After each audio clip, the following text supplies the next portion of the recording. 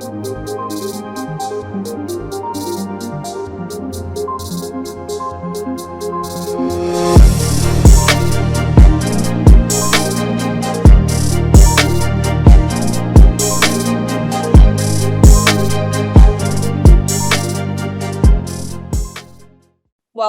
welcome back from the supposed break that didn't happen. But so we have, amazing panel here to discuss, to basically just untangle a bit more of responsible AI. Why is sort of important now? So Rosmi from, I have the customer success organization at Toloka with me, Bilva, and then we also have Divyans from the Federation of American Scientists. So he's the Associate Director for Emerging Technologies and National Security. So I think we'll have quite a dynamic discussion, and we'll talk to the audience for sure as well. Not just get started, right? So we don't have a lot of people, but people from Zoom, you're free to react as well. So here's a simple cue. If you think responsible AI is sort of important now, can give a clap, or you can do some emoji.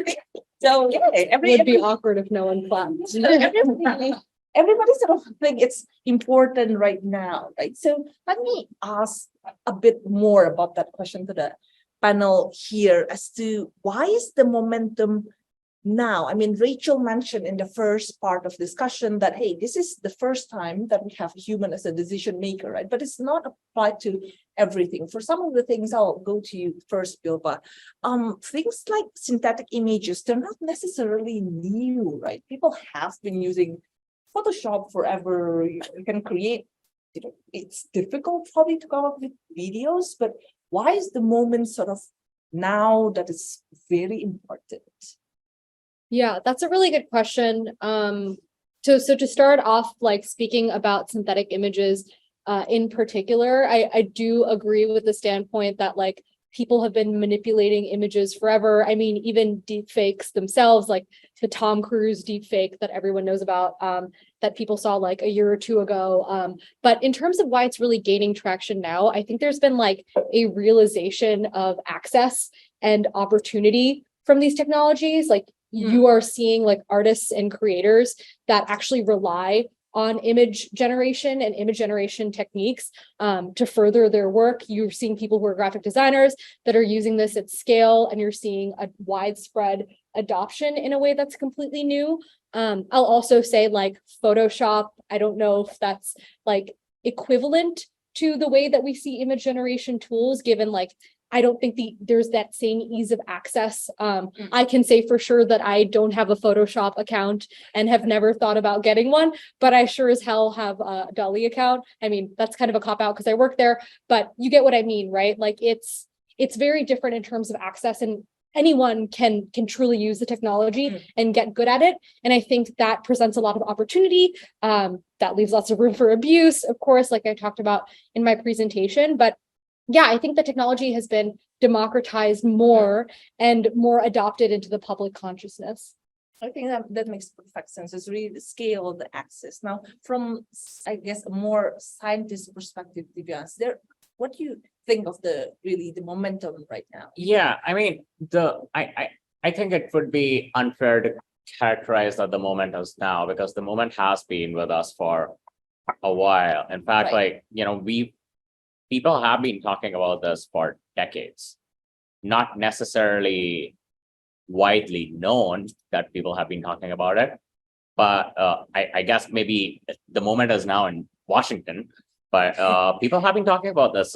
People have been working on interpretability, explainability, like all the key tenets you lay out. People have been working on this right now. Now the question comes to this is a great point that was raised. Like, you've reduced the cost of access, you've lowered the barrier to entry, right? You want to do Photoshop, you need to learn so much. Like, I never bothered to learn Photoshop because it was just a lot of onboarding. Whereas for DALL-E, what do you need to do? Just like know how to write a sentence that makes sense, right? Or try different sentences. The third thing is the scale, right? These were conversations we had when we went from oral form of communication to written form of communication, from written form of communication to print, from print to generative AI. Like we've had these conversations ever since, we've been communicating. It's about like the conversation changes when a new technology comes, and it's at a scale that we've not seen before. The other thing that people are recognizing is the harms that we've seen with other technologies, where the idea around standards and responsibility has been like an afterthought, right? Instead, building those principles into the technology as the core tenets, rather than something that you think after you've reached peak capability. I think like that's a shift in mindset and how we are developing the technologies in our research labs, in our in the industry and academia, wherever you look at it. Right. Can I dig a bit more there, to be honest, what you mentioned, right? I mean, Bilva outlined a lot of bad things that can happen with, using AI not so responsibly. What else do you think could be out there, or what have you seen in your field so far? Okay. So there were Bilva mentioned that these technologies could be used for propaganda. I'll tell you, they have been used for propaganda. If you look at the intelligence threats assessment report that comes out every year from the Director of National Intelligence, like we know the Chinese Communist Party has been using machine learning tools to promote, to create spam accounts at scale, and just like spreading misinformation, especially around the treatment of Uyghurs. Right. And other human rights abuses that happen in the PRC. The second thing, another thing that happened last year or 2 years ago, something like that, they trained a CAN to essentially get around cybersecurity infrastructure at a US nuclear power plant. Wow. And plant a malware in the code for that power plant's operations. So things have been happening. And the other thing, like slightly less scary, but also like very harmful, when Stable Diffusion was released publicly, there was a huge upscale, as was mentioned, around child pornography. It prompted a lot of members of Congress to start writing letters about it, which we can dive into, but and that is an illegal activity under the law right now. You cannot distribute images that even resemble child pornography. Like they don't have to be real images of child pornography. The law specifically says any distribution or reception of even images or videos that resemble child pornography, that is also prosecutable. Right. So in those circumstances, right? I mean, so let me ask this question on who should be held accountable, or what should be our approach in such a situation? Do we pull in, things that we've been applying in other fields, such as for information, personal PII? I think in GDPR is mainly like each company will have to appoint a C-suite person who's responsible if something bad happens. Now, Bilva, probably you might be the best person to start with here in terms of like this type of content. Is it the end user? Is it the platform that distributes this? Is it the algorithm? Is it like data scientists or product managers? Like some of us here are like, if you write something, you need to be careful about how it's going to be used. Yeah, this is a challenging question for sure. And I think that it's important to kind of understand like accountability from different lenses. There's one where the model itself creates all of this harmful content. And then there's two, like users are tampering with the model, users are fine-tuning open source models, the users that create the really bad content on purpose versus the model that may inadvertently, accidentally create bad content, not on purpose. So I think that's important to like anchor the discussion. And then the other thing that I'll say is like, I think in the space, there are some like basic things that can be done. So if any of you are familiar, like the National Center, the NCMEC, which is, I'm now forgetting the like exact parts of the acronym for exploited children, basically. Thank you. Perfect. Thank you. Where all tech companies, all like major social media platforms report content, child sexual abuse material. Like this standard has existed for quite a while. I think it's like time for like people, individuals, or I should say companies in the industry that create image generators or like have any sort of like AI tool to be able to do so, to be held accountable, to report those images. Some companies likely do so voluntarily, but I think that's kind of like where the paradigm shift is happening. Like, how do we take the tools that we already have, which kind of goes back to what Rachel was talking about. I don't think we entirely need to reinvent the wheel, but I do think that there needs to be like increased attention on niche forms of abuse. And there needs to be like some sort of like alignment to like what the current problems look like. And there's learning that we can get from the past, like from NCMEC, like they're the experts on child sexual abuse material if we're talking about that. But I think broadly, there's lots of stuff that can be done. And I do think some of that responsibility is on the end user. Like if you're a user that's trying to create that content, you should absolutely be punished for it. But I also think there's a responsibility on all the companies in the space, right? Like, what does your training data look like? Like, why is your model creating this by itself? And that's kind of where like regulatory questions come into hand. And that's where the problems I was talking about before between open sourcing and not open sourcing get more complicated. Because I think that's a harder question to answer. And I don't even have the answer for this as to like companies that do fully open source their models or open source most of their models. How will they be held accountable for an open source model being fine-tuned on harmful data? Don't have the answer for you there. I'm not a policymaker, but that's something that policymakers should be thinking about. So I think there's like lots of different actors in the chain, perhaps each responsible for different parts of the process. But I don't think all of the onus of this should go on just industry or just policymakers to figure out, or just bad users that are creating like child pornography. It really like, it needs to be a leveled approach based on like the power that each individual actor has along that chain.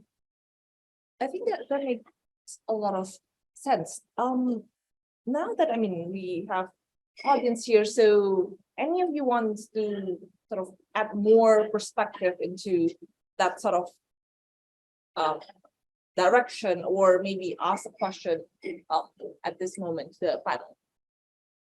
I have a comment. Right. In the Zoom chat. Yes, I can read that out. There it is. Yeah. There's also the hardware aspect. So the progress that companies like NVIDIA made in the past few years has been very significant, to say the least. So theory finally met hardware. Thanks for the comment there. I think that makes sense, that it's probably part of the ecosystem that we should consider, right, in terms of just responsibility. Yeah, I'll take a stab at that, because it's an important conversation that we've been having around hardware, especially in the national security context, right? So the Biden administration imposed export controls on it banned the export of high-end semiconductor chips, GPUs, to China. Primarily, why? Because they were it wasn't that it was, oh, we want to cripple their AI advantage. Well, probably that was definitely a side effect of what happened. But the original intent was US companies were manufacturing this hardware and then selling it, and it was being used in human rights abuses and creating social surveillance systems, and often being used back to on attacks on US infrastructure.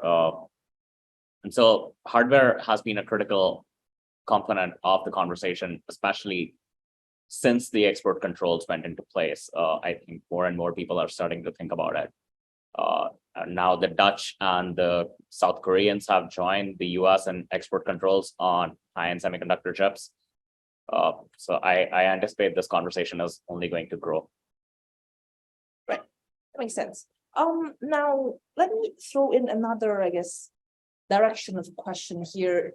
Now, when it comes to ethics, right? All this things, I think it can be sort of depends on the region where culture might differ a little bit. Do you think it'll be ever possible to sort of establish a global standard to, hey, what is responsibility? We can get to Bilva on that. Ooh, this is a hard question. I don't know if it entirely fits within my expertise, but I'll answer to the best that I can. I think it's a good question. What my mind naturally gravitates to, just because I come from a trust and safety perspective, is like social media platforms, policymaking on a global scale. And coming from my experience at LinkedIn and just like thinking through that space a lot, applying policies in a global context is never going to be perfect. But to localize those policies for every single context globally is even harder. And so I'll start off the discussion with that. And then the other thing that I'll say is, like, unfortunately, the way that we're seeing AI adoption, much like the rest of global progress, it's not being done equally, right? Like, Western countries still have greater access to this technology. There's higher levels of adoption, higher levels of like literacy with this technology. And though there is global adoption that's increasing, which personally makes me very excited, I wouldn't say that every single country is on the same like level playing field. And what worries me is that when we're moving closer and closer to advanced versions of this technology, or like general levels of intelligence, like how do we ensure that when we get to that state, it's truly built for all? Not just built for the people that create it and the countries that they reside in. And so I think that's like a really important question to anchor the discussion. Whether we'll ever have responsible AI on a global scale, I almost think of that to be rhetorical, but I think that like there are tiny steps that we can do to get there.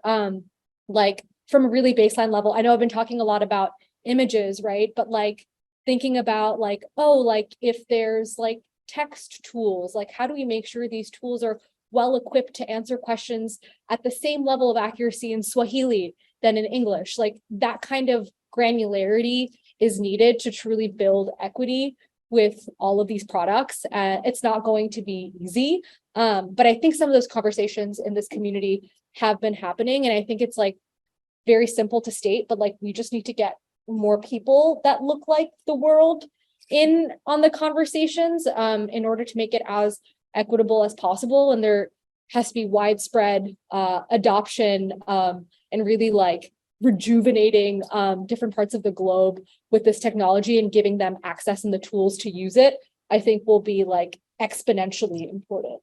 Right. What's more? Yeah. Yeah, I mean, see, the world, there's no one value system that people agree with. You know, if there was that, there used to be a time when the value system was, if you have a McDonald's, then probably you all agree with each other. But now Russia has or used to have McDonald's. Ukraine has McDonald's. I'm sure that didn't work out the way we thought. But there are like definitely like people think of things, you know, and that they aspire to, right? Like they may be grounded in regional and local contexts, I think, but it's a matter of how we take incremental steps to get there, right? The US has certain values, European nations have certain values, Asian countries have certain different values. And so like, how do we bring everyone together? We've done it before. It's not like, and that was my question previously, like, we don't have to get to a level of granularity where we start imposing our system on everyone else, but like laying out those overarching objectives that we want to see, and some of those may sound like platitudes, of like saying, oh, we should have more transparency, more accountability, fairness, etc. Like all these things. And then let the people figure it out what it means to them. Right. Sure. There will be an aspirational goal for us. Oh, maybe we want other countries to get to a higher standard of this. We can work on that later on. Like, I think the first step is to get people to agree to the lowest common denominator, and then you work upward from there. The other thing on this, I see it as it from a contracts viewpoint as well, right? Like, where does the liability lie? Where do we get responsibility? I think it's on the product developer who's selling it to write up a contract for the end user, that the end user understands what they're buying, what's the system expected to do, so that if they are in breach of contract, say if the terms and conditions still say that you cannot generate so and so images or so and so whatever, then if you do so, then you're in breach of contract, and we should be able to shut your access off. As for regulation, I think we end up thinking of regulating first, asking questions later. That's the approach that the EU has been taking. In particular, I think we need to be very mindful there, because the EU was very hasty in GDPR and it just spoiled the internet. But the FTC came out with a very broad, very overarching recommendation yesterday. I still have to digest it fully, but like they say, if you sell a system that's intended to, or that can be used to deceive other people, even if that's not the purpose of the system, but it ends up doing so, you may be in violation of the FTC Act. Now, I don't know, like, if I agree with that, but I think people are thinking about it. It's just a matter of like what happened. I don't think Congress is going to do anything. I don't think the executive branch will have the time to do much either. Especially after the NIST AIRMF, I think we'll get somewhere with the industry. Industry will have to come up with a standard, as it has previously. In every technology, industry has come up with standards. The government has looked at them. The government has, given a seal of approval, helped improve them, or told they don't make sense. And the other thing I would say is, like, there's been a lot of effort. So for instance, the US EU joint risk management framework is supposed to come out in the next couple of months, I think. But NIST has been working with EU on like, how can we have responsible use of AI in certain technologies, healthcare, etc., financial services. I think that will get more and more important. Like, it will have to be like, multiple countries will have to come together, identify like what do they agree on, go from there. I think that's the only way. And they've done it before. It's not like we're telling them to do something new. It's a different technology at a different scale. I think they can rise to the challenge. Thanks for the more positive tone there. That we've done it before, and always. we can do it again. Now let me try one more time to open, I guess, the floor for questions, comments. Yeah, we got some comments from the. I'll read I out. think there's a question over there. There's a question. Let's do a question. Yeah. Sure. So there are tools out there today that we went over that can be deployed to interfere with or otherwise influence the 2023 and 2024 elections. Oh yeah. Just to bring it back domestic for a second. What do people in that space be paying attention to if they want to make sure that discourse that's going on is at least accurate for reality. Then, yeah, interesting question. Can we, repeat the question just in Oh, yeah. case, yeah, someone. So in case for those in Zoom, so the question is related to tools that might interfere with the upcoming elections. And what should the people in the space be mindful of in that area? There's a big conversation going on in DC right now on the biggest tool that could end up interfering in the election. Supposedly, think of this hypothetical. If you give editorial control of CNN to a foreign country, would that be acceptable? Like if that country now starts promoting certain programs that favor one candidate versus another, like one candidate that country supports or whatever, right? And that's a big conversation going on in DC right now around TikTok, right? Because they've been caught spying on US citizens. They've admitted to spying on US citizens in EU. They deny it in the US.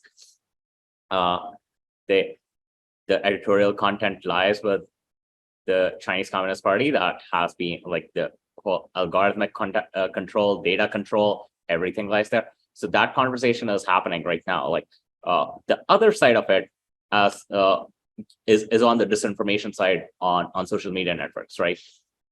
The government is very like they have their hands tied by the First Amendment. They can't they can't prevent people from posting on social media websites, but the social media companies can do, right? And so I think there's going to be a greater emphasis on having social media companies better monitor and better filter content.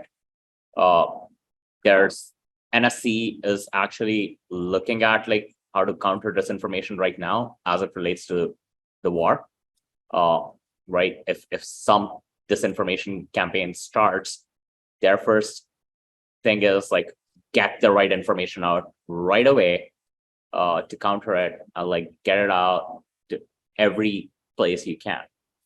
I think that will be the way that we will end up seeing things like maybe some disinformation campaign starts and people will start flooding the waves with actual information. But one of my favorite contents on Twitter these days is like this weird Dali Generations account that has been posting presidents playing video games. So Trump, Obama, and Biden, all three of them playing video games together. Like it's amazing. Like you should watch it. What's your thoughts here, Bilva? Do you think there's any special, I don't know, moderation we need to put in place with regards to political content, and is it even possible to do? Yeah, that's a good question. I think I'd probably start off the conversation with like making sure that there isn't excess threat inflation about these issues. And so what I mean by that is like the concept of like disinformation, misinformation, etc., has existed in the psyche for quite a while, like desinformatia, Russians, Cold War, blah, blah, blah. But of course, like the nature of it now is different given access to the internet. Yeah, of course. But I think it's really important to emphasize that like these networks, when we're trying to find these accounts, like one fundamental thing for the most part is the same, like they're fake coordinated networks.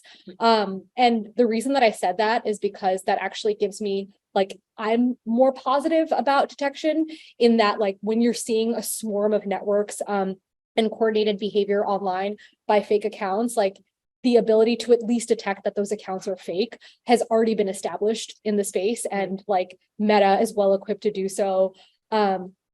Twitter, I don't know anymore, but the other companies in this space are pretty ready to attack this problem. What I will say is that there's probably going to be some more acceleration in terms of tactics and how these actors evolve. Does that mean that they're going to do more bad stuff, or does that mean that their bad stuff is going to be more sophisticated? I would probably argue closer to the latter. I'll give you one example.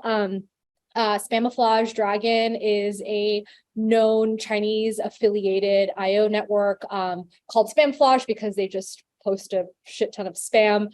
A lot of it is like mixed English and Mandarin characters, so you can tell this person does not live in Bethesda, but in fact is potentially a fake account. But I think a lot of these tools will empower sloppy actors to be better, whether that's through translation tools, like now they can speak perfect English, or like their ability to cater to target audiences. There's like information manipulation that's occurring on a global scale, but it's really hard for like Russian IO actors to appeal to like Ghanaians in a very particular way. But I think they're going to be empowered by these technologies. Translation is the first thing I think of, but even just like write me like XYZ sentence about this issue in this language and cater it to a 15-year-old. Like that'll be so much easier, and you'll probably need less people in Albania behind really old computers in like a hot, sweaty room, and just maybe like less than half of them being empowered by these tools. So I think that they'll just get more sophisticated. Maybe they'll do more of it, but I think the sophistication is what I worry about, and detection as a result of increased sophistication is going to be hard. But going back to threat inflation, right? Like these social media companies know what fake accounts look like. Perhaps the way that they're posting stuff will look different because tactics will change. But I don't think that like suddenly like the space is immobilized to detect this content, because as actors evolve, the people that are detecting the actors will also evolve. But I am worried about a day where like you have really, really sophisticated fake accounts where even an IO expert won't be able to discern whether this person like works at a DC think tank or are they a Chinese influence actor, for example. Right. And to that point, like there's another aspect to this where it's actually even happening right now where people would pose as IRS agents or someone from their country's embassy or something, and they would like email people. So like people would pose as IRS agents and email like elderly people, and then like essentially engage in a conversation to try and get them to like buy thousands of dollars in Apple gift cards in exchange for not prosecuting them for tax fraud that they've never committed.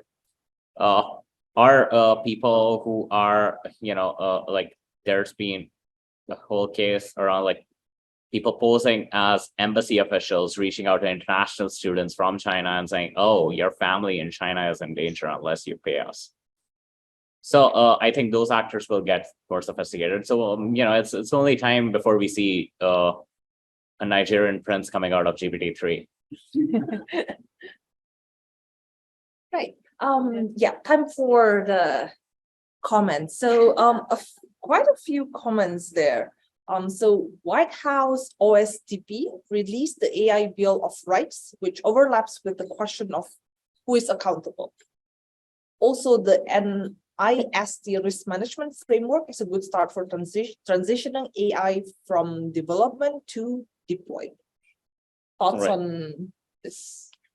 What? I guess, You go ahead. I have a lot of thoughts on the White House one. I mean, I don't think from my perspective, I have much more to add there. Like I think that there are steps that are being taken to recognize the potential of this technology. I still think that there's like a skill gap in bringing those expectations to reality through regulation.